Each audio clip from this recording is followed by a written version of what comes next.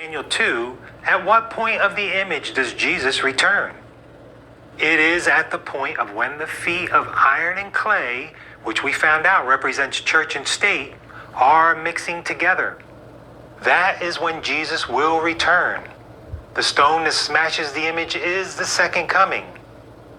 But what we need to realize and understand is there are two stages of the feet and toes of iron and clay. The first stage has already happened. It was from 538 to 1798 when the little horn power, which is the Roman Catholic system, dominated the known world for 1260 years during the Dark Ages.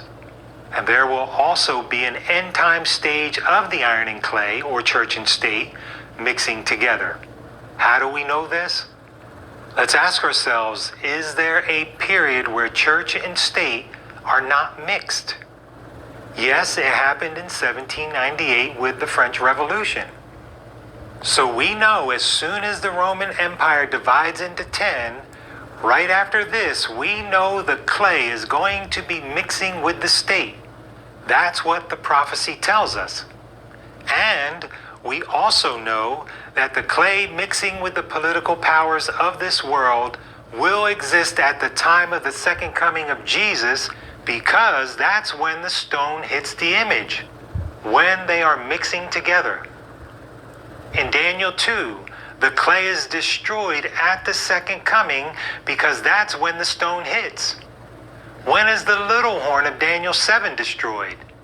Well, in Daniel 7 it says the little horn rules from 538 to 1798, then he loses his power.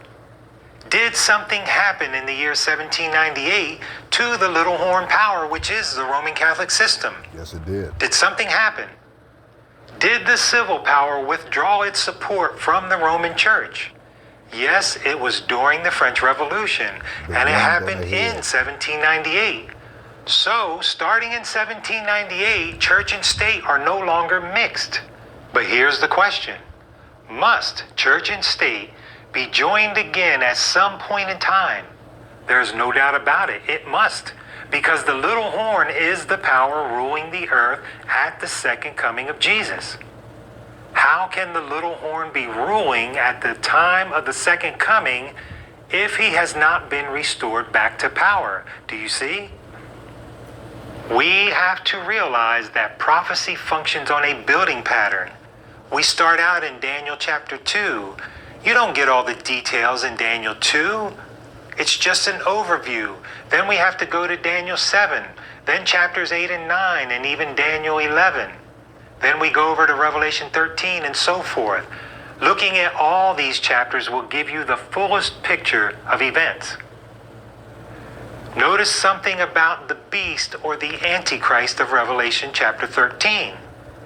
The beast of Revelation 13 is the same power as the little horn of Daniel 7, which is also parallel with the clay in Daniel 2.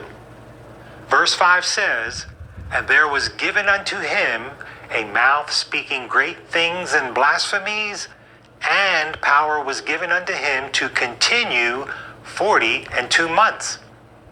Is 42 months the same time period as the 1260 days the little horn rules for in Daniel 7?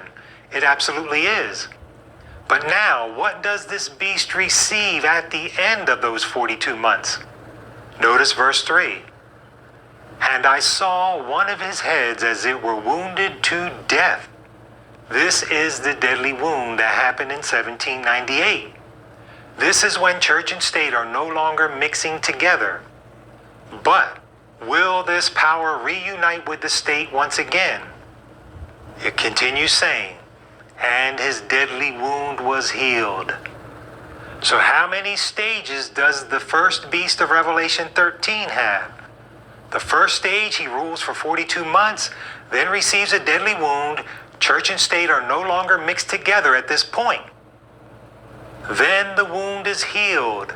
In other words, he rules again because he is joined back or mixed with the political powers of the world once again. That's stage 2.